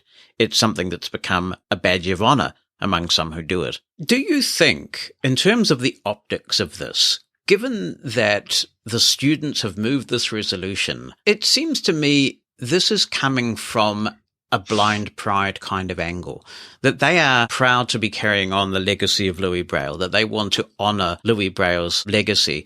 You are in BRL being a bit curmudgeonly and sort of almost get off my lawn. It seems a shame to dampen the students' passion for advocacy and for remembering their history in this way. I would certainly hope that students don't feel that way. I tried to, one of the, I guess, let me put it this way. Where we were on the resolutions committee was a situation where at one point the students were asked if they'd withdraw their resolution, and BRL was asked if it would withdraw its resolution, and both of us said, no, we won't do it. And then I went away and started thinking seriously about it. And I said, really, this is no kind of progress. The reality is, let's move the students' notion forward. The two resolutions, by the way, were developed entirely independently of each other. The first I knew about both resolutions when I heard from the chair of the resolutions committee.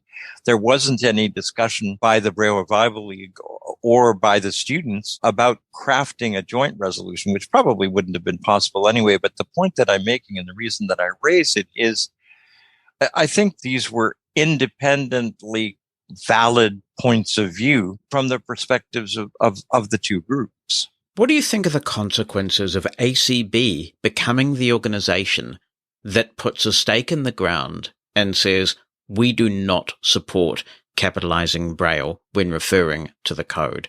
Is that something ACB should be associated with or should be proud of?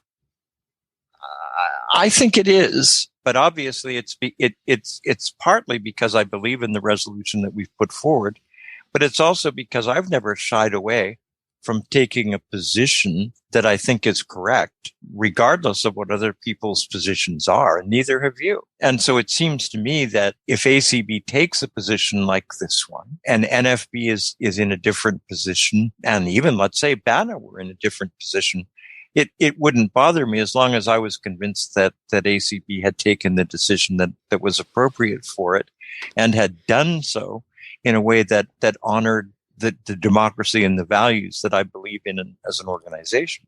What will people be voting on then with the version of the students' resolution that has come out of the resolutions committee? What would it commit the organization to doing if that resolution is passed? Capitalizing Braille. So does that mean that ACB would capitalize Braille in its own publications and advocate as well for the capitalization of Braille when referring to the code? We would have no choice. So if it's not passed, then essentially it's status quo, isn't it? Because ACB is adhering to the banner position. And that's part of the reason why we withdrew our resolution. If it doesn't pass, we really haven't made a decision in either direction because our resolution isn't up there for grabs. And so it can never be a victory. So the very most that the students can lose is that they didn't win this year. But they're certainly perfectly capable of competing again next year on the same issue. And they're perfectly capable of coming to the Braille Revival League. We would welcome them and encouraging more debate within the organization to see if they can't get a resolution such as the one they want through the Braille Revival League as the year goes on. You know, we had at least one member of the Braille Revival League board who took the exact opposite position of the position that the Braille Revival League took, and essentially took a position that was like the students. So it's not like nobody in the Braille Revival League believes the way that the students do. How do you think it's going to go? What's your gut feeling? Because you know how to read the mood of the ACB? I think it's very difficult to know because we have one of the stranger approaches this year to the way that business is going to be done. So the resolution will almost certainly come up for consideration on Thursday, the 7th of July to begin with. And when it is brought to the floor, everybody will be told that there is no recommendation. So the students or someone, it doesn't have to be a student, anybody can move that the resolution pass. And if there's a second, then the resolution is debated and it would be voted on. If the vote is absolutely overwhelming, I think that it might well pass. But if it's close, one of the convention rules that's been adopted this year essentially says if 25 people get up and essentially say that they disagree with the position taken by the chair in terms of the way it comes out, if they win, lose, or draw, it then gets taken from the resolutions tray, if you like, and gets moved to the period after the convention is over to a virtual debate component where eventually people will end up, and everybody who is minded to will have the opportunity to vote for or against that resolution on a ballot on the last day of the convention, which will probably be the 13th, I think. It's a very different process, and we've never played with it this way before. So it's very difficult for me to predict. I think that there's no question that there will be a debate, and I think there's no question that the voting is not going to be overwhelming in one direction or the other. And so I think the likelihood is, though this is Paul Edwards speaking and really nothing more, I think the likelihood is we'll end up in this after the end of convention debating calendar. Yeah, you are currently being like the talking head on the cable news, doing the prognostication, you know. Yeah. Well, thank you, sir. I'm so glad to prognosticate. There you go. There you go. And the thing is that I think there's a bit of a parable in this discussion. First of all, it reminds me of the discussions that we used to have when I was directing ACB Radio and you were ACB president, and we would go long into the night. I mean, 3 or 4 in the morning having these debates. But the second little part of the parable is it is possible to have diametrically opposing views and still be really good friends, and I count you as an exceptionally good friend, and actually have discussions and disagree without being disagreeable. And there could be a lot more of that, in my opinion, in the world, and I'm sure we agree on that. I absolutely agree. Really, that's why I've actually welcomed the opportunity to interact with the students and have really worked as hard as I can to make their resolution as passable as I think it is, because I think there were some infelicities in their language that could be fixed, and we tried our best in the resolutions committee to do that. So I think the resolution is actually better for having gone through the resolutions committee process. Now, I got a fair amount of hate mail indicating that I was misusing my position on the resolutions committee because I'm a member and exercising undue influence on the side of the Braille Revival League. And so it'll be up to people to determine that. Luckily for them, I won't be president of the Braille Revival League beyond June. So impeachment wouldn't accomplish much. It's an issue that pushes the button, isn't it? And it's interesting. It is. I think it does represent the sort of cultural awakening that I believe blind people are experiencing. And I'm quite excited by that we're acknowledging that we are a group, we've got a shared history. And in a way, that's what you and I were doing, God knows however many years ago. We said with ACB Radio that there is a commonality about blindness no matter where in the world you are. We share common challenges and common opportunities. And it's like the world's waking up to what we were saying all those years ago. Right. And the other thing that we said, and God knows we're not there yet, is regardless of what other people thought, we weren't going to allow any reason to gag ACB Radio or to prevent it from carrying content that it believed was appropriate and relevant. And I think that's a core value that bunches of organizations today are in favor of losing sight of for whatever reasons. I'm not sure I even want to go into that, but the bottom line is I think there is a lot more willingness on the part of a lot of people, particularly, unfortunately, people who are blind, in my opinion, to go along rather than to begin to work to develop their own senses of value. And if there are a bunch of people out there who are interested in doing that, we as organizations, and I think the Federation is as guilty as the Council, aren't making enough room for those folks to actively debate and to influence us. Since we've segued onto that, let me ask you, Mark Riccobono made a comment in, I think, one of his presidential reports that suggested it might be a good idea for ACB and NFB to hold a joint convention. Good idea? I proposed it a long time ago when I was president, if you remember. And there was a good deal of support for it from NFB. Unfortunately, then there were some folks in ACB who began to write really nasty letters about Kenneth Jernigan after he died. And the Federation talked with me and asked me to stop people from doing that. And I indicated that I didn't have the power to do that. And they said, well, forget the kind of cooperation that we've begun to foster. And I don't blame them a bit, because the stuff that was being written was just inappropriate and stupid. I don't know. As you may know, the students have proposed a resolution to that effect. We've been talking about that on this podcast too, and getting people's opinions. It will go forward. I guess I'm not as sanguine about where that will go in the long run. Not so much because I think we're all that far apart. I believed then, and I believe now, that in 80 or 85% of the things that blind people give a damn about, our organizations feel the same. And that many of the differences we operate with are artificially created. They're not positions that are fundamental core values.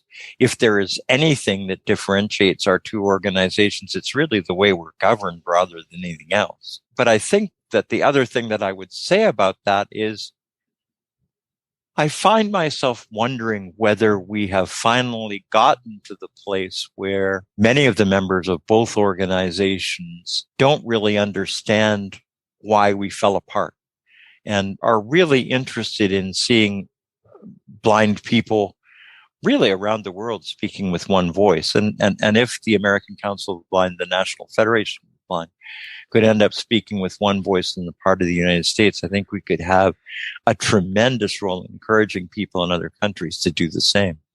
I know you're a Monty Python fan. Are you familiar with The Life of Brian? I am. Well, when I heard about the People's Front of Judea and the Judean People's Front, I thought this is just like the blind community in the United States. It is. It is. It very much is. There are an immense number of absolutely wonderful people in the National Federation of the Blind. And in the state that I live in, which is Florida, we have been able to develop a relationship between the Florida Council of the Blind and the National Federation of the Blind of Florida, where we are more interested in coming up with positions that we can jointly share and take to legislators and take to the Division of Blind Services.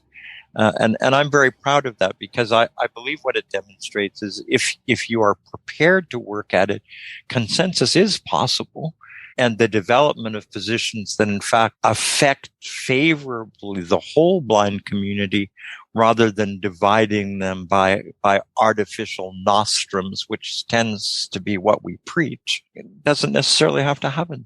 Well, it's amazing. When you and I first met in 1999 and you came over to our convention here, it is amazing how sometimes you just find somebody in life and you think, God, a kindred spirit is just incredible. Yes. And so sometimes we can go for years, literally, without talking. Yes. And then it's as if we've never stopped.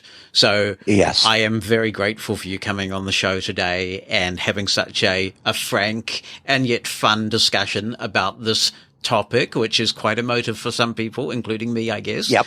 So I really appreciate you doing that, particularly when you're just getting over the Rona as well.